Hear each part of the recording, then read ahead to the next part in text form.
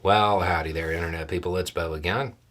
So, today we are going to talk about being okay with it and classic video games and a misconception, and hoping that people don't find out how wrong they are about something that is apparently becoming an idea that people are entertaining. Okay, so here's the message, and there were a few that had similar tones. I'm so disappointed that you told people to hope the drones were intercepted. The part you don't understand is that some of us are okay with a regional war because it will take the pressure off the Palestinians. I watch your explanations of why countries do what they do, and you're almost always right. But maybe think about the Palestinians and understand some of us want Israel to turn its attention elsewhere. Iran is their only hope. So maybe just explain and shut your mouth about what people should hope for.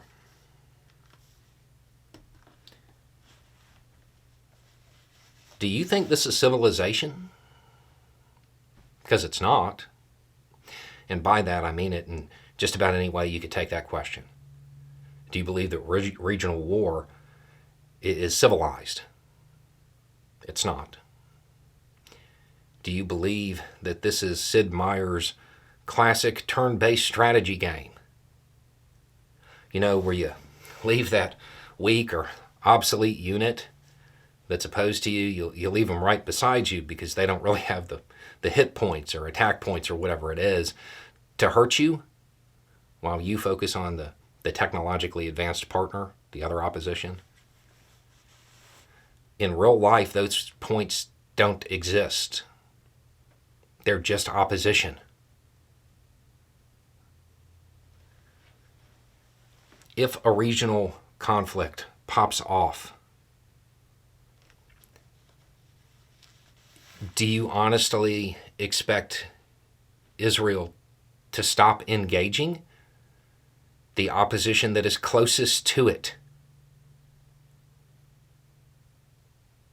Their first move, most likely, I would be shocked if it was anything other than a completely unrestricted air campaign on any location that they even suspect opposition groups are present at.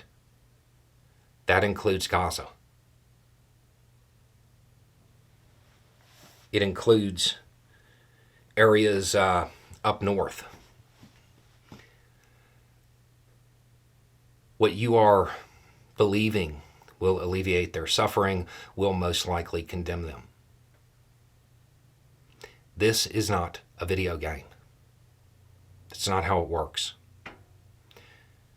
Their most likely first move is a totally unrestricted air campaign against any location where they believe opposition groups are present close to their borders. That's almost certainly the very first thing that they would do. Then, for the rest of the conflict, there wouldn't be a plane that landed that still had ordnance on it. They send planes to go do something in Iran. When they come back, anything that they didn't fire, they'll get a new package for, a new target for. Some of that will be in Gaza. I hope you don't find out how wrong you are about this assumption.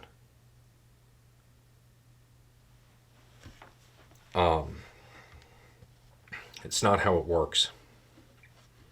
It will not take pressure off of them.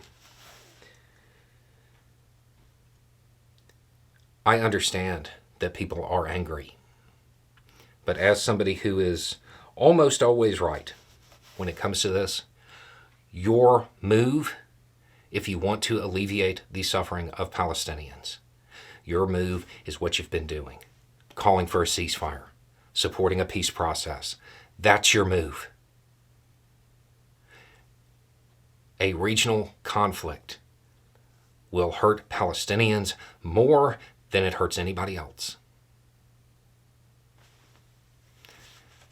They're starving. Food is trickling in as it is. During a regional conflict, there will be no food. None.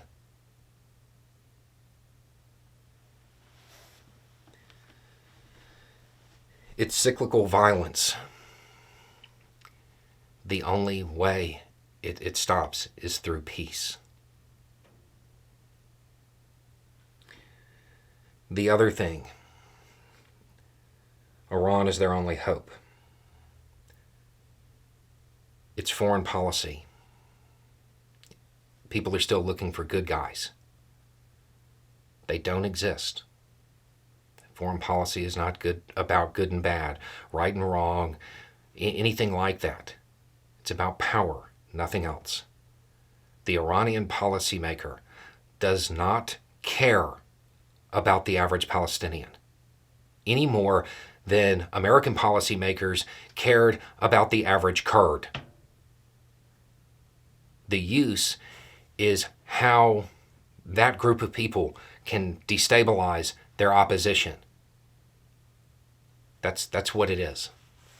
You might have some generals in Iran who actually do care because they worked with them, or maybe they were exposed to something along those lines. But they're few and far between, and they don't have the juice.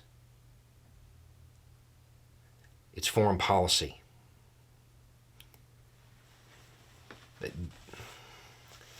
Iran could have done what it did recently any time in the last 6 months. It didn't. It did it when they got hit because they had to. Because of the perception on the international scene.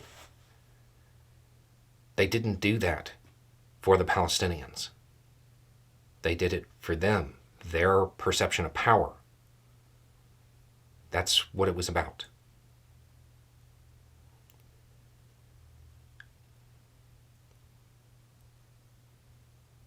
When you are talking about regional powers and world powers and how they interact with much smaller countries, non-state actors, it's always the same. It's about what's in it for the larger power. Maybe it also benefits the smaller country or the non-state actor. But that's an afterthought, and it's pure luck.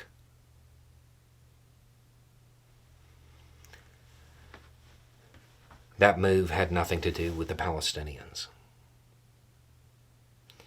The value that the Palestinians have to Iranian policymakers. Again, I'm not talking about all Iranians, but the people who are making the decisions, their value is how much they can destabilize Israel. That's why they're useful to them. And when you start to understand how world opinion has shifted on this, you begin to understand why the policymakers in Iran, they wouldn't be upset if the situation in Gaza didn't get resolved.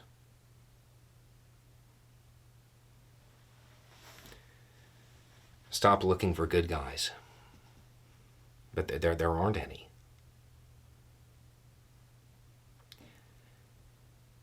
If you're in the U.S., and every message that I got was very much American English. If you're in the U.S., the thing you can do is support a ceasefire, support a peace process, assuming it comes. And that's going to be hard, because the way you have to do those things is you had to be ready to switch your rhetoric almost immediately as soon as it happens, if it transfers from ceasefire to peace process. War, more war, wider war, will not help them. It will not help them.